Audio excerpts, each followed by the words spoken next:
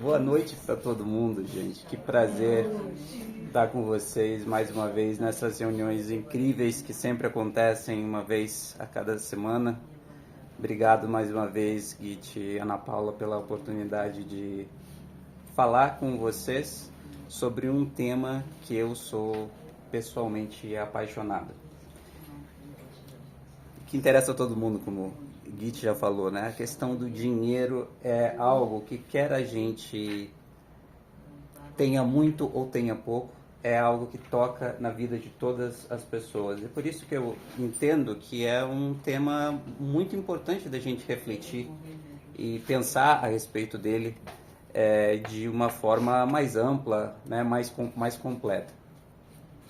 Pois bem, interessado por esse tema, eu iniciei a minha própria investigação fazendo a seguinte pergunta: será que existe aspectos ou princípios de natureza espiritual para guiar a maneira com que a gente lida com o dinheiro, que é talvez a manifestação mais precisa da natureza material e não espiritual, né, do ser humano?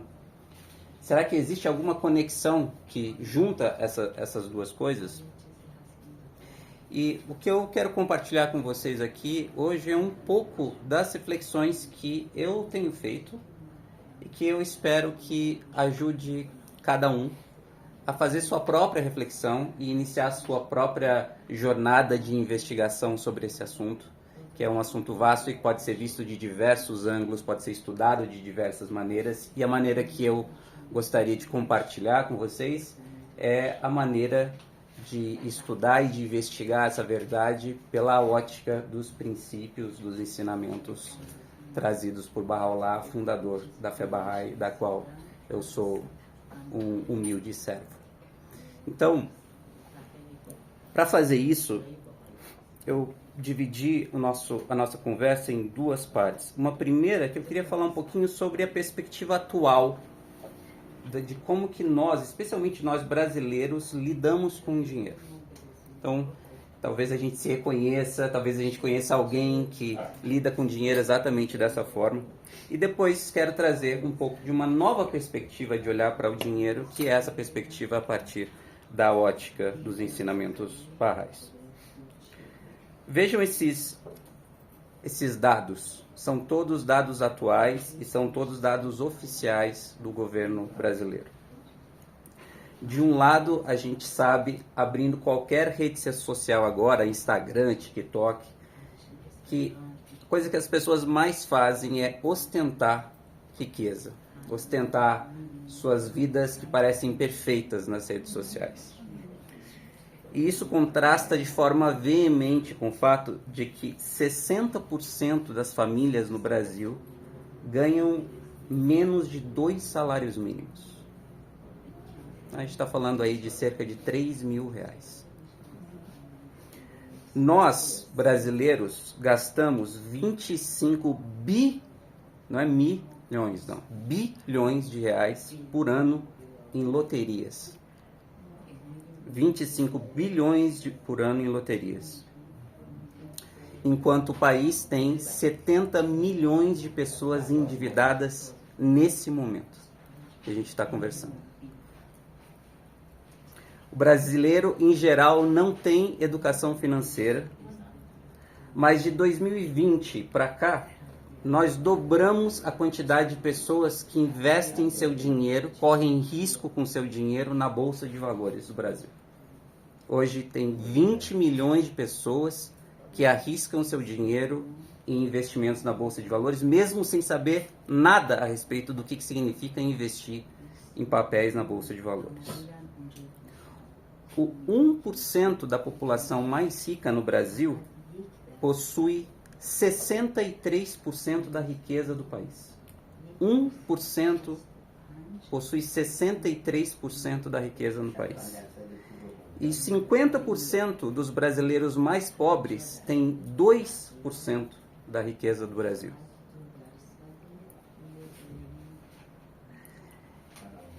E quando a gente compara o salário médio de homens e mulheres, as mulheres no Brasil ganham, em geral, 20% a menos que os homens.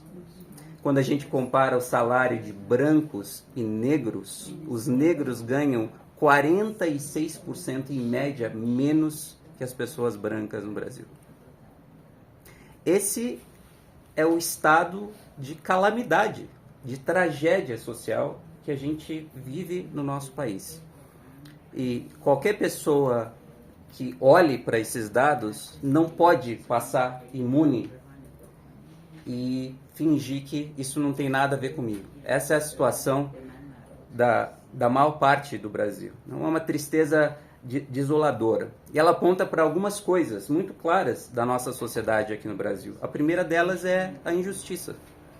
Quando mulheres ganham menos que homens, negros ganham menos que brancos, a maior parte da população vive com muito pouco.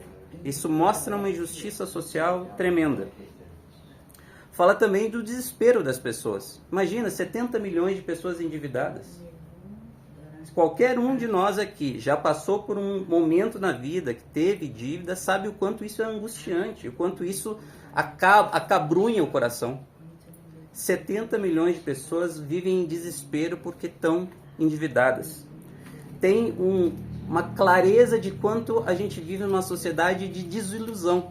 As pessoas não veem caminho para sair dessa situação e vão apostar na loteria, tentar ganhar na Mega Sena, de qualquer forma. 25 bilhões de reais gastos por ano em loteria.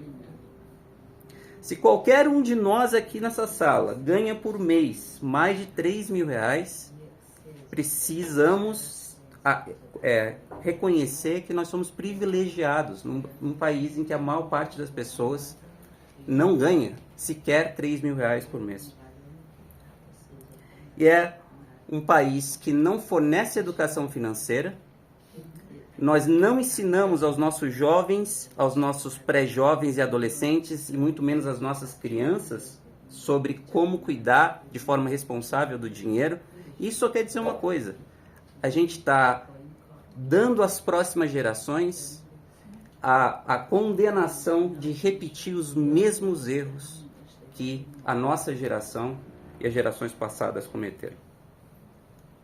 Ora, a gente pode pensar que numa situação como essa, que eu estou descrevendo aqui, da nossa sociedade, que envolve a todos nós, então que os brasileiros, estão conversando bastante a respeito, estão dialogando muito em como resolver esse problema. E, infelizmente, é o oposto que acontece. Nós, brasileiros, temos uma dificuldade enorme de falar de dinheiro. Dinheiro é um assunto tabu dentro da nossa sociedade. É difícil falar de dinheiro com quaisquer pessoas. A gente, às vezes, tem vergonha de falar de dinheiro com o gerente do nosso banco, que sabe quanto dinheiro tem na nossa conta. A gente não fala sobre isso. Tem vergonha de falar sobre isso. Tem medo que outra pessoa possa achar que você tem mais dinheiro que ela e ficar constrangida. Não quer saber se a outra pessoa tem mais dinheiro que você e você não quer falar sobre isso. Então, existe um silêncio sepulcral no Brasil a respeito do dinheiro. Existem muitas famílias em que marido, mulher e filhos não conversam sobre dinheiro, em hipótese alguma. E decisões são tomadas de qualquer jeito, sem planejamento, sem olhar de fato para o futuro. Nem dentro do seio do lar a gente conversa sobre dinheiro.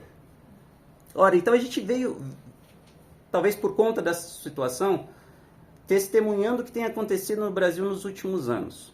Qualquer um já entrou na internet ou rede social deve ter se deparado com uma propaganda de um curso sobre gestão de finanças, gestão financeira, saiba como investir, saiba como cuidar do seu dinheiro, sem contar os 1000 influenciadores que existem que vão ensinar o segredo mágico para você se tornar milionário em 1 ano e assim por diante.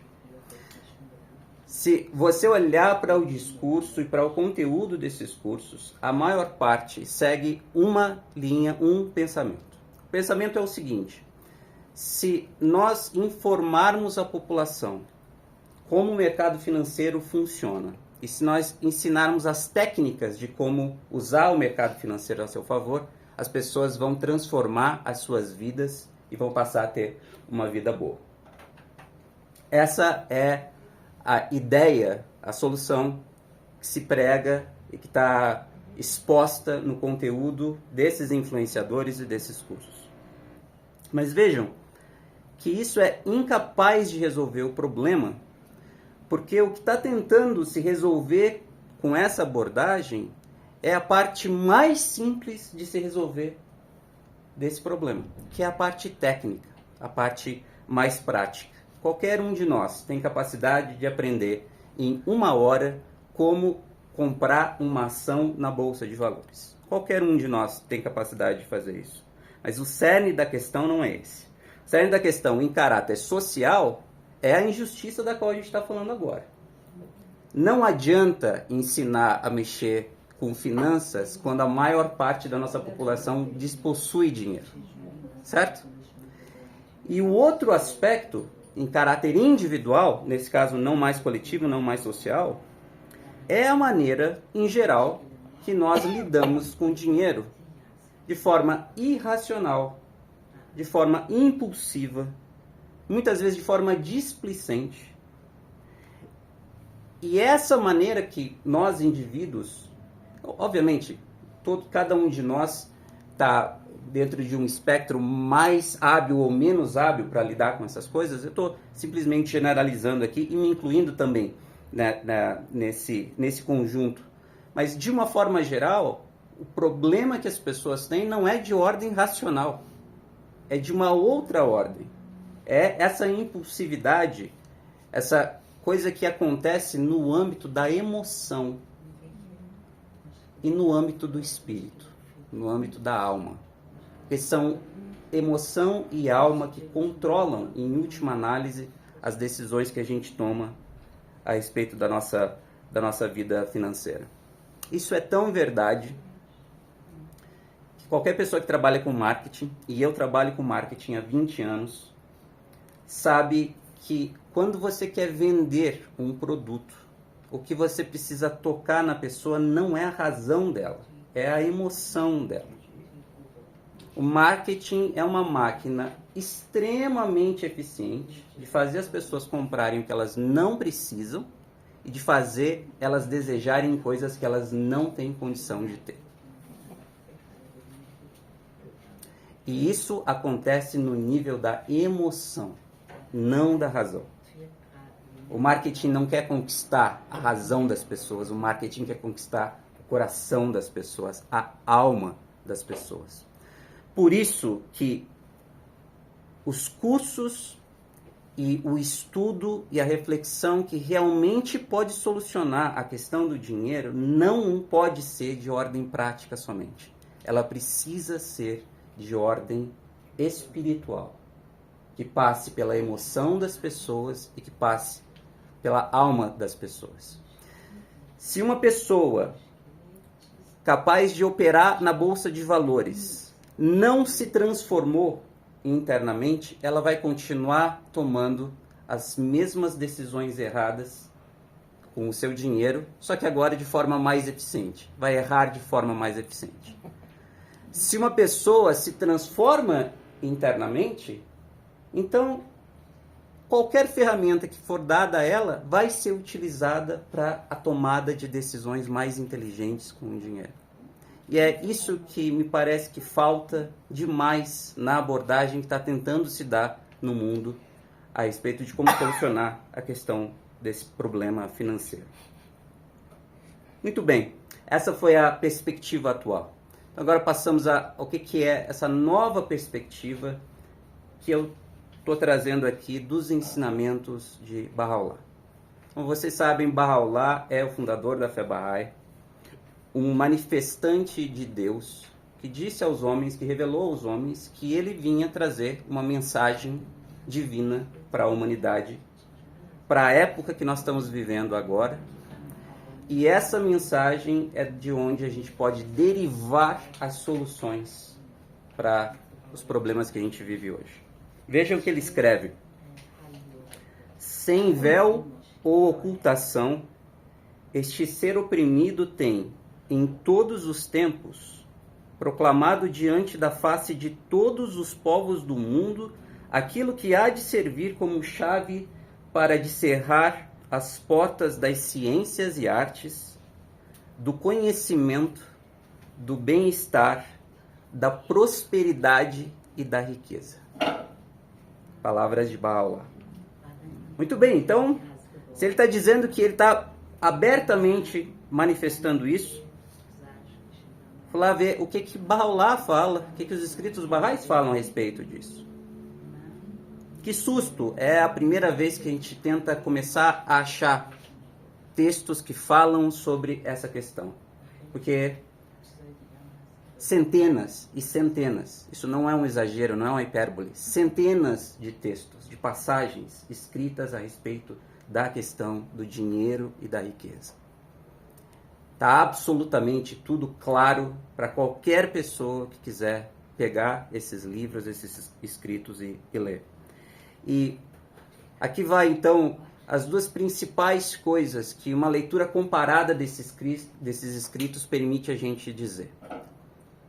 Primeiro, que exige para a gente mudar a forma com que a gente lida com o dinheiro, isso exige uma mudança da forma com que nós enxergamos e entendemos três aspectos da nossa vida. O primeiro é qual é o propósito e o que é sucesso na nossa vida.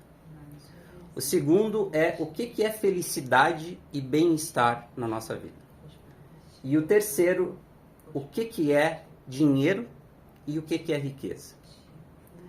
E a gente vai ver que a forma com que Baha'u'lláh fala sobre essas três condições da nossa vida diferem grandemente da maneira com que a sociedade de hoje define essas coisas. E depois, numa segunda parte, uma série de conselhos, de orientações de como, na prática, a gente deveria fazer uma gestão eficiente das nossas finanças. Então, começando por essa questão do propósito e sucesso. Gente, se alguém nos disser, contar a história de uma pessoa que a gente não conhece, e disser essa pessoa teve muito sucesso na vida, é muito provável que a imaginação que a gente vai fazer na nossa cabeça é que essa pessoa teve um ótimo trabalho e enriqueceu. Porque uma sociedade materialista vende a ideia para nós de que sucesso é uma corrida, uma competição maluca. A vida é isso, por acumular riqueza e bens materiais. A visão de Baha'u'lláh não poderia ser mais diferente do que isso. Ele fala que a função de cada um de nós nesse planeta, dos quase 7 bilhões de pessoas que vivem aqui, é desenvolver uma vida de serviço à humanidade. Uma vida que tem menos interesse no nosso próprio umbigo e mais interesse para os nossos semelhantes. Ele não convocou um punhado de pessoas para fazer isso, ele convocou a humanidade inteira, dizendo que cada um tem capacidade, condição e dever de dar a sua parcela de contribuição para a melhora do mundo, para a melhora das condições da nossa sociedade. Todos, sem exceção. Então é claro que a questão do dinheiro, todos nós temos, alguns mais, outros menos, dinheiro no nosso bolso. É claro que a questão do dinheiro tem a ver com essa mudança que ele está chamando todas as pessoas a realizarem no mundo. E vejam que a mudança da concepção de propósito e sucesso, de dinheiro e posses materiais para serviço, muda completamente o jogo da vida. Completamente. Só essa mudança. A gente faz assim, eu não consigo fazer nada mais, mas essa mudança eu consigo. Eu vou parar de pensar que sucesso é dinheiro e passar para pensar que sucesso é serviço. Então, o que mede sucesso? Deixa de ser a quantidade de dinheiro que eu tenho na conta, passa a ser o impacto positivo que eu causo na vida das pessoas que estão ao meu redor. Quanto mais eu causo impacto positivo, mais sucesso eu tenho. E isso muda, como eu disse, o jogo da nossa vida. Depois vem a ressignificação do que significa felicidade e bem-estar.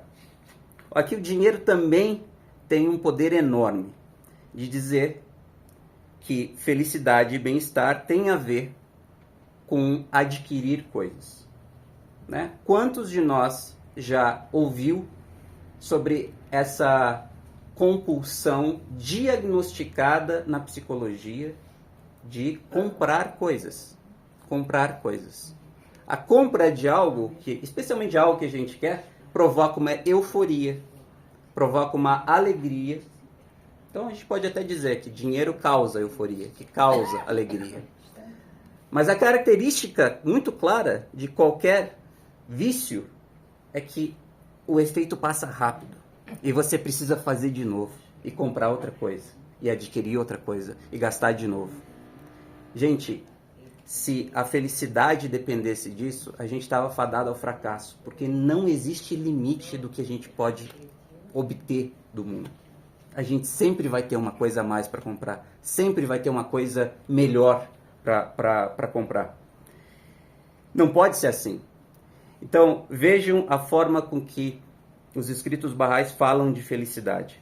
A felicidade e a grandeza, a posição e o status, a satisfação e a paz de um indivíduo nunca consistiram em sua riqueza pessoal, mas, pelo contrário, em seu caráter excelente e sua elevada determinação.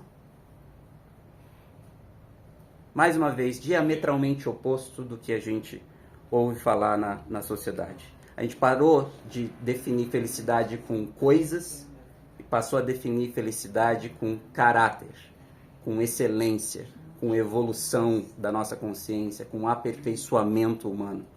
E isso faz com que a gente se concentre e passe a usar o nosso tempo para coisas completamente diferentes. E por fim, a última das 3 ressignificações, dinheiro e riqueza. Muitas vezes a gente iguala as duas coisas. Dinheiro é igual a riqueza. É muito claro que essas duas coisas não são a mesma.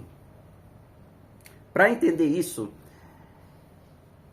é importante a gente refletir sobre quanto tempo cada um de nós acha que a vida dura. Eu vou explicar por quê. Se nós acreditarmos que a vida termina quando nós morremos nesse mundo material, então é óbvio que faz completo sentido buscar enriquecimento material e usufruir da melhor qualidade que você puder, o mais rápido possível, porque o tempo está passando. E você tem que aproveitar isso.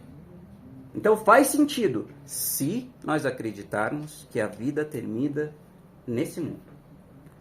Para aqueles, entretanto, que acreditam que a vida continua após a nossa morte, em outro mundo, um mundo de natureza espiritual, imediatamente acúmulo de dinheiro não faz sentido nenhum. Por que não faz? Porque todos nós não vamos levar. Não importa quão grande seja a nossa fortuna, nós não vamos levar 1 centavo desse mundo para esse próximo mundo para onde a gente vai. Ó, nós somos inteligentes. Quando foi que a gente aceitou comprar uma coisa que o vendedor diz: isso aqui não vai mais ser seu daqui a 3 dias? A gente não quer nem saber dessa coisa. Por que é que a gente então quer acumular dinheiro sabendo que a gente vai abandonar isso, que ele não será mais nosso daqui a pouco tempo? E no outro mundo, esse dinheiro terá valor nenhum. Então o que a gente deveria se perguntar desde já, se formos inteligentes, é o que é a riqueza nesse próximo mundo. Porque é ela que eu quero acumular. É ela que eu quero buscar. É ela que eu quero agora, começar agora. Não quero perder tempo para aquilo que vai ser a minha fortuna no próximo mundo, não nesse mundo. E vejam o que Bahá'u'lláh fala a respeito disso. A essência da riqueza é amor a mim. Quem me ama é o possuidor de todas as coisas. E quem não me ama, em verdade, é dos pobres e necessitados. A riqueza do mundo seguinte consiste na proximidade de Deus.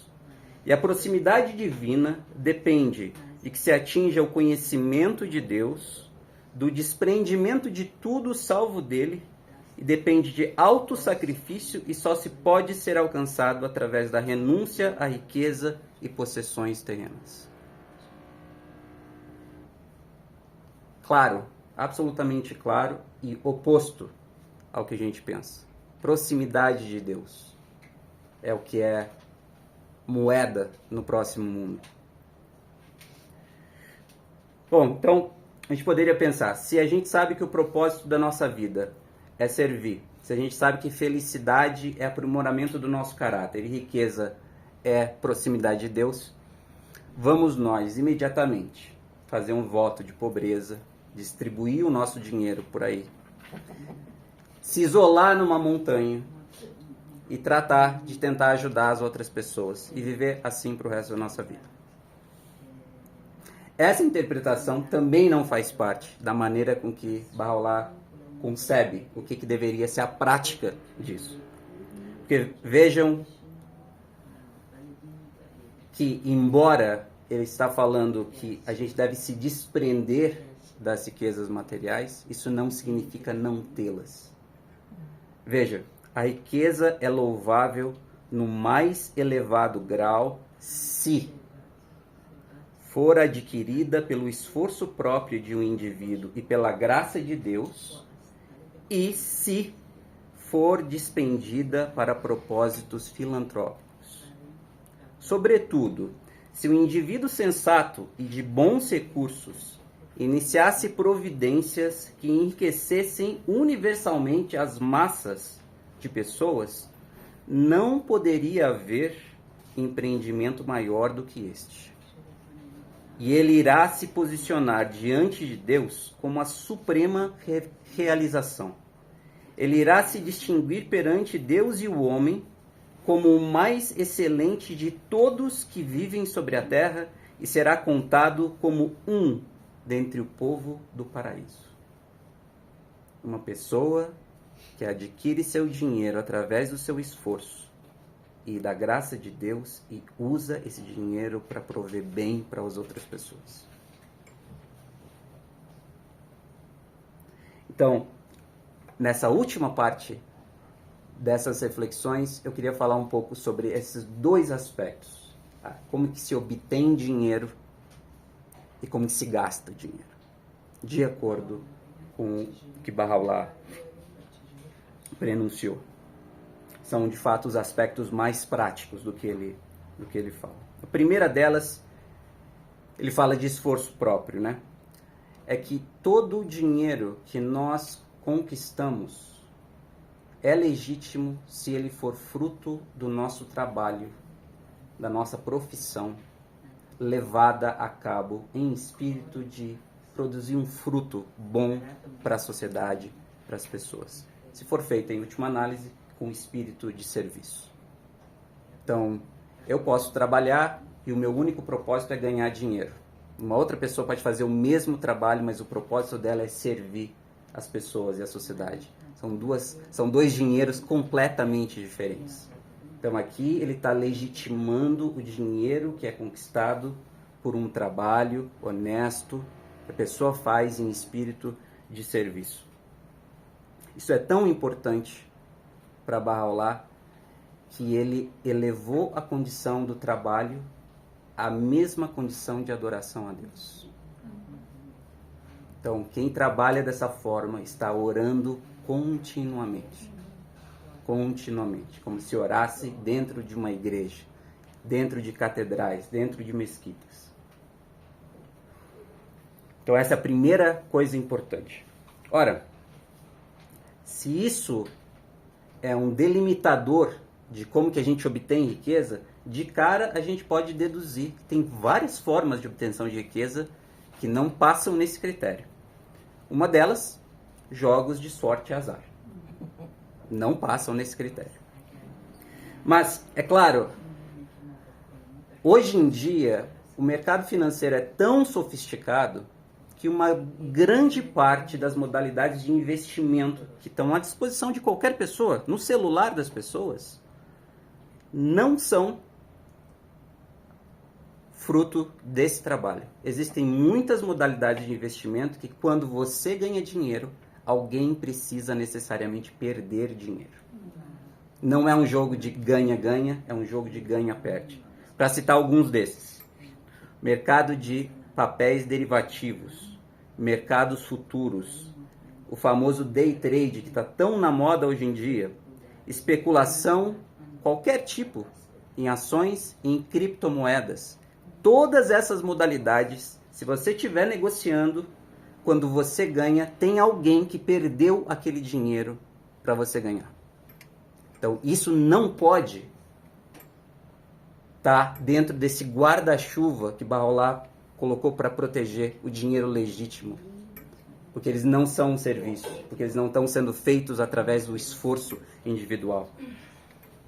E, em última análise, eles acontecem pela derrocada financeira de outras pessoas e às vezes de muitas pessoas que perdem todas as suas economias tentando arriscar o seu dinheiro numa negociação como essa.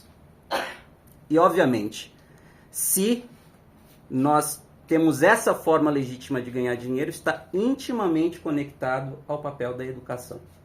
Certo? Porque para nós nos tornarmos bons profissionais, nós precisamos estudar. Então fala da importância de uma educação de qualidade, da pesquisa, do desenvolvimento técnico, do desenvolvimento científico. Todas essas coisas estão dentro desse bojo, que em última análise capacitam a gente a obter dinheiro de forma legítima, de uma forma que permita que a gente faça com esse dinheiro algo bom para o mundo. Muito bem, a gente ganhou dinheiro, como é que a gente gasta o dinheiro? Vejam esse outro texto. O começo da magnanimidade é quando o homem despende seus recursos para si próprio, sua família e os pobres entre seus irmãos de fé. A parte de com nós mesmos e com a nossa família é mais fácil, né? Porque em geral é o que todo mundo faz, em maior e em menor grau. Mas é de qualquer jeito? Não, ele fala que o aspecto mais importante quando a gente está gastando conosco mesmo, que nós precisamos desenvolver, é um senso agudo de entendimento que separa o que é necessidade e supérfluo. O que é necessário e o que é besteira, luxo, desejo. Porque quando a gente separa essas duas coisas, a gente sabe exatamente quanto dinheiro a gente realmente precisa, quanta riqueza a gente realmente precisa para nós. E sabe melhor quanto riqueza sobra e que pode, se assim nós desejarmos, ser compartilhada. Então, vejam como isso requer uma capacidade de a gente moderar nossos desejos, moderar aquilo que a gente quer. De não viver e não cair nessa armadilha da propaganda, do marketing, de tudo que a gente vê na nossa sociedade. Moderar isso. Tem a ver com um certo contentamento, uma paz de espírito interior, de se contentar com pouco. De não querer muito, de se contentar com pouco. De estar feliz assim. E de buscar felicidade nas outras coisas que realmente geram felicidade.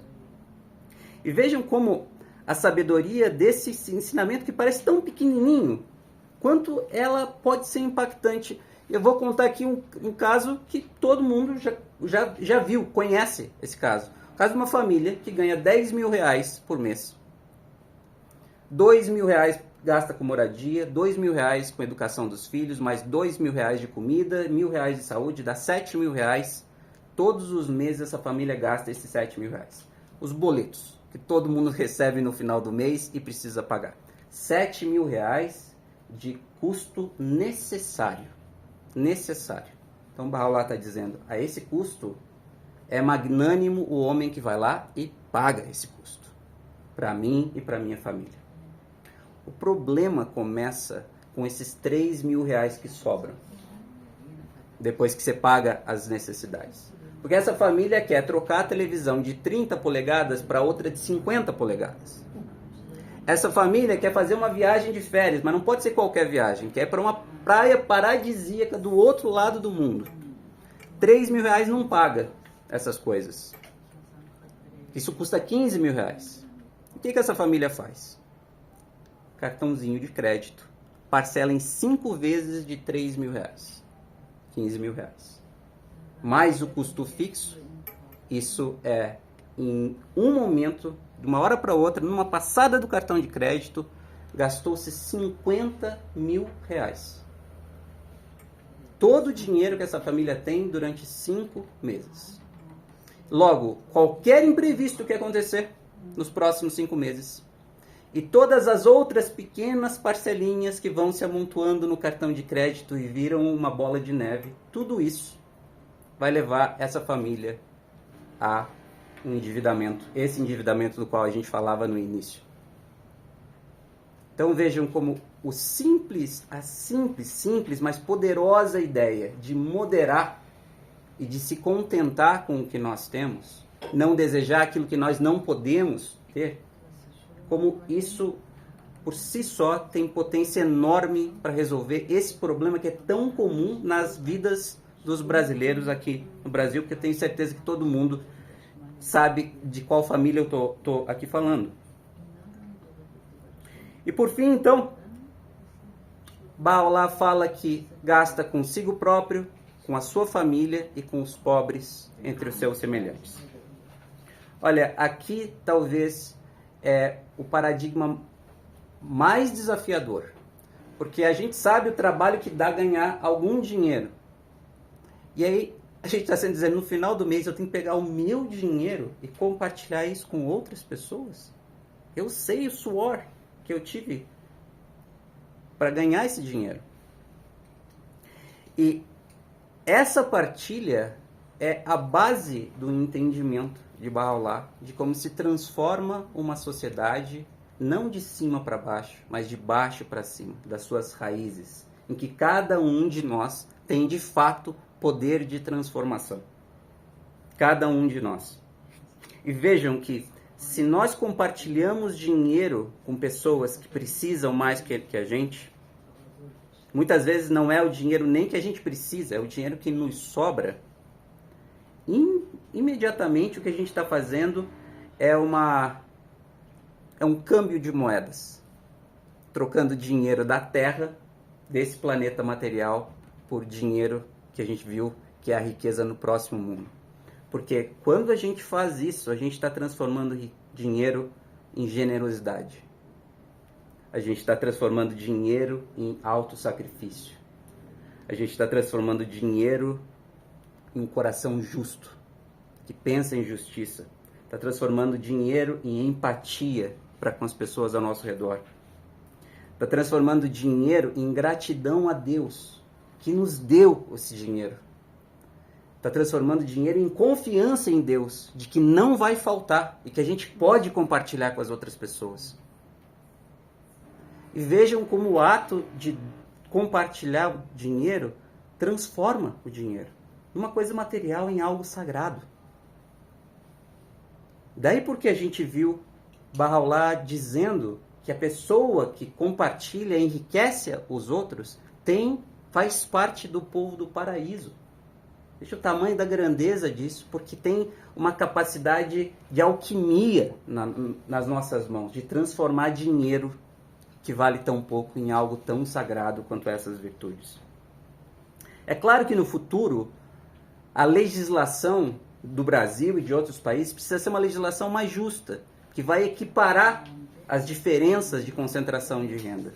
Mas tem uma coisa que é insubstituível, que é o ato voluntário, sem obrigação, de nós nos levantarmos e compartilharmos o nosso dinheiro com outras pessoas. Não importa quão perfeita seja a legislação de um país, ela não pode substituir o ato voluntário que cada um de nós pode fazer de compartilhar o que nós temos com outras pessoas. E é, em última análise, uma declaração pública que cada um de nós pode fazer dessa ciência de que o dinheiro que a gente ganha não foi pago pelo nosso patrão, pelo nosso cliente. O dinheiro que a gente ganha vem de Deus. Ele nos deu vida, Ele nos deu saúde, nos deu capacidade intelectual e cognitiva, oportunidades de se levantar e fazer o trabalho e com isso ganhar o nosso sustento. Então, ao compartilhar a nossa riqueza com as pessoas que têm menos que a gente, é uma forma de retornar um pouco a Deus o que a gente ganha dele de forma tão generosa. Meus amigos, eu espero que essas reflexões sejam só iniciais e eu espero ter conseguido despertar um desejo de maior aprofundamento, de maior reflexão num tema que a gente vive todos os dias. A gente pode refletir sobre isso todos os dias, porque todo dia a gente paga alguma coisa, a gente tem que fazer um Pix para alguém, todo dia a gente lida com isso. Então todo dia tem uma oportunidade de a gente refletir sobre todas essas coisas que a gente conversou aqui. E se essa reflexão acontecer na vida de vocês, realmente vai ser um presente com muita gratidão que eu vou ter. Muito obrigado.